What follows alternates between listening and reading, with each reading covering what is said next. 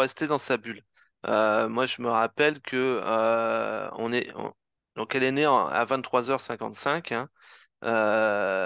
Comment le placenta est né après. Hein. Il est né le 20 avril, du coup. Euh, donc, ce qu'il faut se dire aussi pour les papas, c'est que une fois la naissance du bébé arrivée, ce qu'il faut prévoir bien avant, c'est des couvertures. Des couvertures et mettre le chauffage à fond. À fond. Ma compagne, elle avait trois couvertures et le chauffage était à 21 degrés dans la pièce. Pour le papa, c'est juste étouffant. C'est juste étouffant. Mais pour la maman, c'est nécessaire. Pour la maman, c'est nécessaire et pour le bébé, c'est nécessaire. Mais c'est même pas nécessaire, c'est vital. C'est la température redescend très rapidement de la maman et du bébé. Donc, hop, on allume le chauffage à fond. On met 36 000 couvertures s'il faut, mais on fait en sorte que le moindre morceau de peau soit recouvert par des couvertures. Et ça, c'est hyper important. Euh, de la même façon, une fois que le placenta est né, c'est pareil. C'est la chaleur, la chaleur, la chaleur. Même si madame est dit, ah, je transpire, je me sens pas bien, etc. Non, c'est pas grave. Il faut garder de la chaleur. C'est très important, hyper important. C'est la chaleur, c'est la vie, hein. Si le bébé il a une chute de chaleur, ça va être horrible pour lui et pour la maman aussi en final. Donc voilà. Après, effectivement, il y en a beaucoup qui disent, ouais, mais ça va être dégueulasse de voir le placenta comme ça. Bah, quand tu manges ton foie de bœuf, c'est pareil. Voilà. On peut se donner cette image-là. C'est un morceau de viande, hein. C'est un morceau de viande. Donc, bah, voilà, et puis après, bon, bah, on a fait, à la suite du bébé Lotus, on a fait d'autres choses. On a pris l'empreinte du placenta également. Voilà. Tu as devancé ma question, c'est ce que j'allais te demander justement. Parce que, il y a possibilité de faire plein de choses différentes avec le placenta, justement, quand ben, il n'a pas été, désolé du terme, mais c'est ça, hein, volé à la maternité. On peut faire vraiment beaucoup de choses. Donc, vous avez fait une empreinte placentaire après qu'il soit séché ou avant, du coup? Alors, après qu'il soit séché, en fait, ce qui s'est passé, c'est que on n'a pas pu le faire vraiment aussitôt. Donc, ce qu'on a fait, c'est que on l'a laissé sécher, du coup, après une bébé lotus, et après on l'a mis au congélateur. Voilà. On l'a mis au congélateur comme un morceau de viande, hein, voilà. On l'a mis au congélateur, et puis bah à un moment donné, on s'est dit bon bah tiens, ce serait bien que qu'on fasse l'empreinte. On était tranquille à la maison, et puis bah ce serait bien qu'on fasse l'empreinte. Alors au départ, moi je voulais la faire. Mais je savais pas trop comment la faire, je savais pas trop comment prendre parce qu'en fait, faut le laver aussi, hein. Faut enlever toutes les épices, donc faut le passer à l'eau, etc. Donc voilà. Déjà, faut le laisser décongeler, faut le passer à l'eau, euh, et puis bon bah voilà. Et puis après, faut choisir la couleur, etc. Donc ma compagne l'avait déjà fait donc pour sa deuxième ainsi que pour sa troisième. Parce que pour sa première, bah, comme tu as dit, hein, on lui a volé son placenta. Et pour la deuxième, elle a eu la chance de tomber dans une clinique enfin, qui est ouverte, qui ont bien voulu lui redonner le placenta. Ce qu'il faut savoir, c'est qu'en France, le placenta, c'est poubelle, hein, direct. C'est un déchet chirurgical, comme ils appellent. Donc c'est poubelle, directement. Alors qu'en fait, ce n'est pas un déchet. Hein. Mais donc, elle a pu le faire pour sa deuxième et sa troisième, et inévitablement, on l'aurait fait. Même sans le bébé lotus, hein, on l'aurait fait. Parce que bah, ça fait un arbre de vie. Quand on prend une empreinte, quand on prend une empreinte placentaire, on se rend compte bizarrement que bah, même la couleur, là, on avait choisi du vert, hein, mais euh, quelle que soit la couleur, on a l'impression que c'est un arbre de vie. C'est magique, c'est sublime, c'est, ouais, voilà, il n'y a pas d'autre mot, c'est sublime en fait. Et donc on l'a encadré, on l'a mis dans le couloir, et puis voilà. D'accord. Et puis, du coup, ensuite, qu'est-ce que vous avez fait du placenta? Est-ce que vous l'avez enterré? Qu'est-ce que vous en avez fait?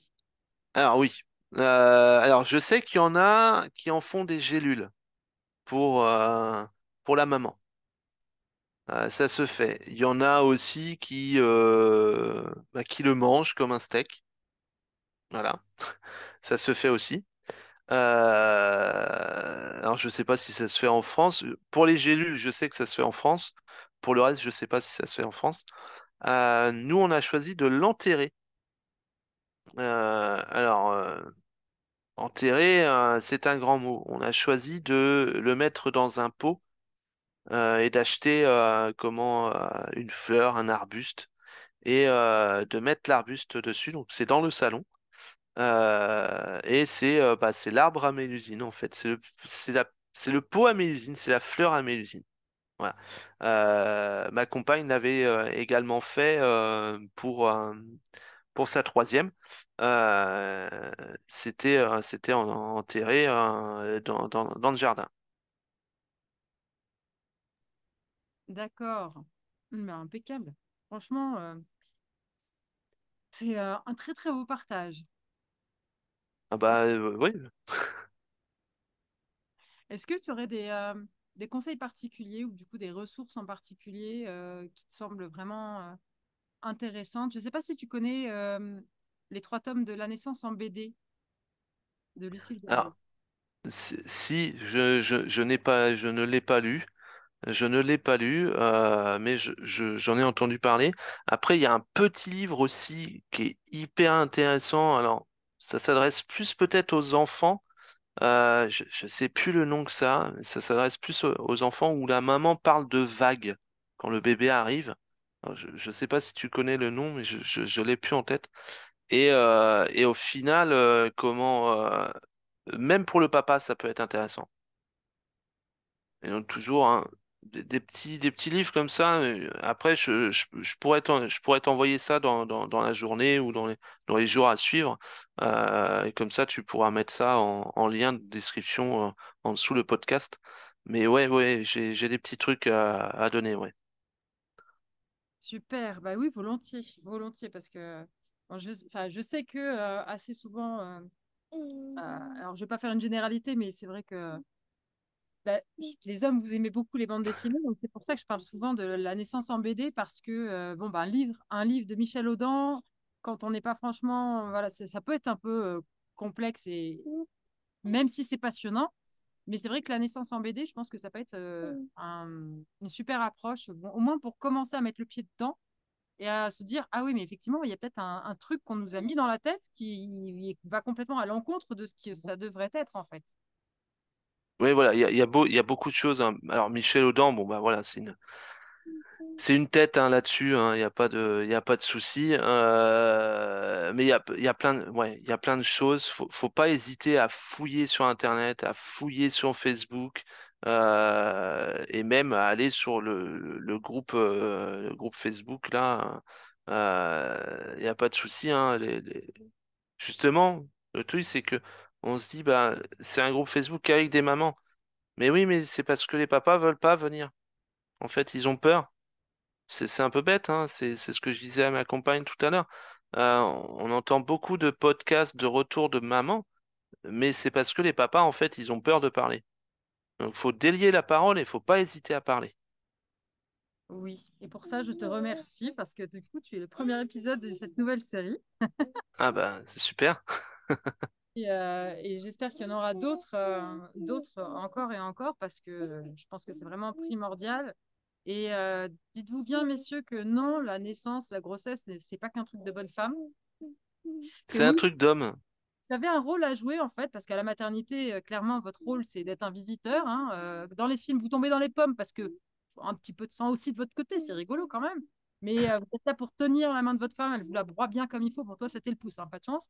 Mais du coup, non, c'est pas forcément que ça, votre rôle. Et toi, tu l'as vraiment bien expliqué et tu as vraiment incarné ton rôle tel que tu l'as ressenti, tel que ça t'est venu. Et c'est vraiment ça. Un Bah, homme faut qui... prendre son rôle aussi. Faut prendre son rôle. Faut s'imposer. Faut pas se dire, voilà, la maman, elle va enfanter. Non, non. C'est, si tu as envie d'être présent en tant que père, en tant que papa, en tant qu'homme, eh ben, tu l'es, point. Mais, faut pas oublier quelque chose, c'est que c'est la maman qui fait le boulot. C'est pas le papa. C'est la maman qui fait le boulot, c'est pas le papa. Donc, toi, en tant que papa, t'es présent, mais juste présent. Et si la maman, elle a besoin de quelque chose, elle te le fait savoir. Eh bien, ça, c'est le plus beau des rôles, en fait. C'est justement ça, c'est d'être capable de se dire, je ne vais pas intervenir. Parce que ça peut être super Ah, tentant c'est aussi. très dur, hein. Je veux intervenir, je veux faire quelque chose. Et rappelez-vous aussi, messieurs, c'est pas parce que votre femme crie, c'est pas parce que votre femme, ça ne veut pas dire qu'elle souffre. Si elle souffre, elle saura vous le dire. Si vraiment il y a de la souffrance, ce qui n'est pas normal, elle saura le dire. Et elle saura justement qu'il y a une alarme rouge qui va se déclencher à l'intérieur d'elle, disant, là, j'ai besoin d'aide. C'est pour ça que les téléphones, c'est important de les mettre en silencieux, de les garder le plus loin possible, mais de savoir où ils sont aussi. C'est surtout ça. C'est surtout ça. C'est et surtout aussi de garder son calme, hein. C'est ça, c'est primordial. C'est on se met dans la bulle avec la maman. Tout à fait. Et si effectivement on sent que voilà, il y a de l'adrénaline qui commence à monter parce qu'on commence à se sentir stressé, l'idéal que pour pas devenir en fait un élément de stress, parce que le stress c'est pire qu'un rhume, hein, ça c'est hyper contagieux. Mm. Et l'adrénaline c'est l'antagoniste de l'ocytocine, qui est l'hormone de l'amour. Et voilà, si l'adrénaline débarque, l'ocytocine va fuir. Donc ça peut prendre beaucoup plus de temps. Voilà, donc Bah, l'idéal, changer de pièce, en fait, changer de pièce. Moi, il y a eu des moments où je me suis dit, ah, non, là, je viens pour polluer, donc, hop, je change de pièce. Tout simplement. Tout simplement, on n'est pas là pour polluer l'ocytocine, on n'est pas là pour polluer l'endroit de la maman. Donc, si on se sent pas bien, si on se dit non, non, ça va pas, eh ben, hop, on change de pièce. Mais à la limite, on essaye d'être le plus silencieux possible. Pas de bruit, pas de musique, rien. Vraiment, que dalle. C'est vraiment être le plus silencieux possible. Et puis, bah, revenir quand ça va mieux, quoi. tout à fait. Ce que j'aime bien, parce que c'est une image qui parle souvent aussi, hein, c'est vraiment se dire que l'environnement de la naissance et les conditions de la naissance doivent être les plus proches de celles de la conception. Alors là, c'est pareil, souvent je le dis aussi, je ne veux pas connaître les mœurs de chacun. En règle générale, on n'a pas les néons dans la figure. Il n'y a pas 15 personnes qui rentrent et qui sortent de la pièce pour poser des questions. On ne pense pas à sa liste de courses, ou alors c'est qu'on n'est pas dedans. Euh, on n'a pas froid, on n'a pas faim, on n'a pas soif. Enfin, c'est tout plein de petites choses comme ça que Michel Audin nous dit bien, effectivement, qui permettent justement d'avoir cette ocytocine qu'on vit aussi lors de la conception et se rappeler que, bah oui, la conception, c'est le début de la naissance et que la naissance, c'est la fin de la conception et que c'est donc aussi un acte sexuel, finalement. Oui, c'est ça, c'est ça. Quand on fait l'amour, bah on est tout seul, hein, on est dans une pièce. Enfin, voilà, la plupart du temps c'est sans lumière, sans rien. Bah là c'est la même chose. C'est la même chose. C'est le moins de lumière possible. Ou s'il y a lumière, bah c'est tamisé, quoi. Voilà, exactement. Exactement. C'est tout à fait ça.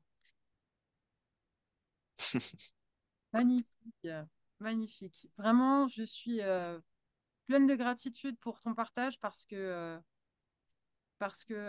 c'est primordial, c'est hyper intéressant. J'ai trouvé que tu avais vraiment euh, été extrêmement clair aussi par rapport à ce que pouvaient entendre les papas. Donc merci vraiment. Et, euh, et du coup, je ne sais pas si tu voulais rajouter autre chose. Bah, merci à toi déjà, parce que ça fait un moment que je voulais partager ce ressenti, cette aventure, comme je l'appelle, euh, parce que je trouve ça dommage que les papas, justement, n'en parlent pas. Et je trouve ça dommage qu'on laisse ou qu'on laisse pas la parole aussi au papa. Donc c'est voilà, c'est dans les deux camps, c'est pareil, hein, c'est faut laisser la parole au papa, il faut que les papas parlent aussi. Faut vraiment oser. On parle souvent des papas, ouais, moi je suis costaud, je suis fort, etc. Mais quand on vit quelque chose comme ça, eh ben faut oser en parler aussi. Il faut pas avoir peur des non-dits, des ah t'as fait ça toi, oh c'est dégueulasse. Non, c'est pas dégueulasse, c'est la vie. Voilà, Tout à fait. Après, c'est vrai que je pense que la majorité des papas n'ont pas du tout la même expérience que toi et au contraire vont avoir plutôt des expériences de naissance traumatique où effectivement ils ont vu des choses qu'ils n'auraient pas dû voir ou alors ils ont vu la souffrance, réellement la souffrance de leur femme. Du coup, pour eux, c'est difficile d'imaginer que autre chose est possible. Donc, les papas qui ont vécu les expériences comme ça, oui, vous avez possibilité de connaître autre chose. Et votre femme a la possibilité, elle aussi, de connaître autre chose. Et elle a le droit, et le bébé qui est à naître, ou les bébés d'ailleurs, hein, ont le droit aussi de connaître une arrivée sur Terre remplie d'amour et de respect. Et demandez-vous, quel adulte ça fera justement que de naître comme ça, dans l'amour, dans le respect, dans la douceur et dans le calme, en fait. c'est ça. On change tout, hein, Michel, comme J'ai- dans la vie. Hein. Si on veut changer le Voilà, monde, il faut changer la façon dont naissent les bébés. c'est ça. Donc, il y a un livre qui peut être intéressant, même si, effectivement, enfin, alors, il n'est pas très, très gros, mais pour les papas qui ont envie de, même pour toi, si jamais tu ne l'as pas lu, ça peut être aussi une très belle approche par rapport à soi-même aussi. C'est le livre de Frédéric Le Boyer qui s'appelle Pour une naissance sans violence. Et en fait, on se met à la place du bébé finalement, dans le sens où on arrive un peu à comprendre de quel environnement il passe, vers quel environnement, et du coup, de se poser la question de comment est-ce qu'on peut faire justement pour que cette naissance soit la plus douce possible pour lui. Parce que dans le milieu médical, on est d'accord que du coup, le bébé, il va passer d'un milieu humide, enfin, humide, trempé, à un milieu sec, d'un milieu chaud à un milieu froid, d'un milieu sombre à un milieu, voilà, d'un milieu où les sons sont très assourdis à un milieu où les sons vont être très très forts, d'un milieu où justement son corps est contenu à un milieu où, au contraire, tout d'un coup, il n'y a plus de limites. Donc, enfin, j'essaie de me mettre à la place parce que finalement, c'est aussi ce qu'on a vécu nous quand on était petits, je pense. Ça doit être terrifiant. Ça doit être terrifiant de naître en fait dans ces conditions-là, de sentir comme premier contact avec sa propre peau des gants en fait en latex et non pas la peau de son père, la peau de sa mère, de voir en premier des personnes étrangères.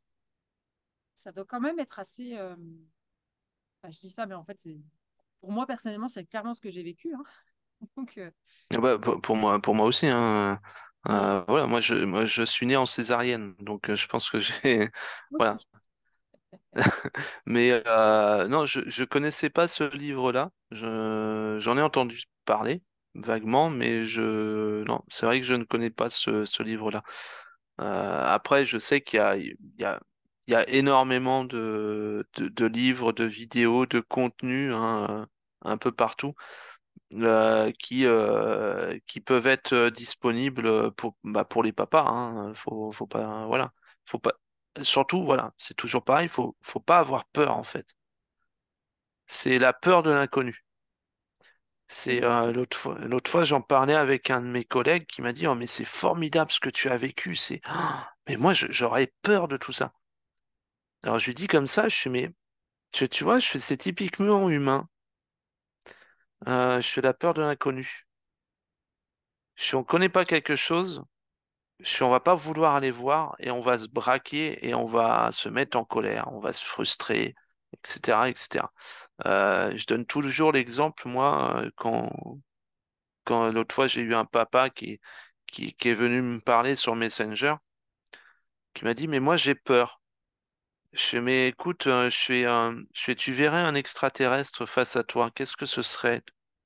Je fais, t'aurais peur aussi. Il me dit, ah bah oui. Je suis bah là, c'est pareil. En fait, si on a peur de l'inconnu, comme on ne connaît pas, on a peur. Il faut dépasser cette peur-là. Et pour dépasser cette peur-là, il faut s'instruire. Il faut lire, il faut regarder des vidéos, écouter des podcasts aussi. Parce qu'il y a des podcasts hein, qui existent. Donc, faut vraiment pas hésiter, en fait. Et aussi faire un travail sur soi-même. Ça, c'est pour les papas. Tout à l'heure, tu m'as parlé tu as beaucoup de mamans qui disent, oui, mais mon chéri, il veut pas, mon mari, il veut pas, il est braqué. Non, c'est un travail sur soi-même. C'est un travail sur soi-même. Euh, Autrefois, les femmes n'avaient pas besoin d'aller à l'hôpital. C'est faux, hein. Voilà. Elles naissaient à la maison. Euh, Moi, ma mère vient d'une famille de 9 enfants, pour la petite histoire. Euh, la quasi-totalité des 9 enfants sont nés à la maison. Les 9 enfants sont nés entre 1940 et 1960. Voilà. Donc c'est pas si vieux que ça, au final. C'est pas si vieux que ça. Le seul enfant qui n'est pas né à la maison, c'est ma mère. Et, euh, et les autres sont nés à la maison. Donc sur les 9 enfants, il y en a 8 qui sont nés à la maison. C'est fabuleux. Et le papa, pourtant, ancien militaire, qui aimait beaucoup contrôler les choses, qui était dans le contrôle, hein, on parle beaucoup aussi c'est ça, de contrôle, qui était dans le contrôle, bah non. Oh là, fallait surtout pas qu'il touche madame. Non, non, c'était madame qui dirigeait. C'était madame qui allait donner naissance. Et puis on le voyait dans la vie de tous les jours, c'était comme ça aussi, parce que c'était madame qui faisait la cuisine. Donc, si monsieur commençait un peu à rechigner, elle disait, bah, t'as qu'à aller voir ailleurs. Ça a toujours été comme ça dans le couple, en fait, avec eux. Et Jennifer et moi, c'est exactement pareil. Voilà. C'est exactement pareil. Si t'es pas content, bah, tu vas voir ailleurs. Et puis voilà, c'est moi qui porte l'enfant, c'est moi qui ai porté les enfants. Écoute, quand même, j'ai quand même un peu plus voilà, on va dire ce qu'il faut, de couilles, hein, entre guillemets, que toi qui a juste aidé. Qui a juste fait sa part. Oui, et vraiment merci justement de dire tout ça parce que c'est quand même pas forcément simple non plus. Je sais qu'il y a beaucoup d'hommes qui ont du mal aussi à parler parce que c'est pas forcément quelque chose avec lequel ils sont à l'aise, le fait juste même d'exposer leurs émotions, parce que soyons quand même honnêtes aussi, hein, on est dans une société où l'homme n'est pas censé exprimer d'émotions. Bon, la femme de moins en moins aussi, évidemment, hein, mais quand on parle du coup de sujets qui ont été, où on leur a fait comprendre que de toute façon, ils n'avaient pas leur mot à dire, puisque bah, voilà, c'est un truc de bonne femme, c'est encore plus compliqué du coup d'aller vraiment creuser, de se dire, bah oui, j'ai peut-être quelque chose à faire et que, bah oui, vous avez un rôle à jouer pour les générations futures et pour l'avenir de l'humanité tout simplement. Pour suivre la dernière partie de cet épisode, eh bien, je t'invite encore une fois à t'abonner et à activer la cloche. À très bientôt.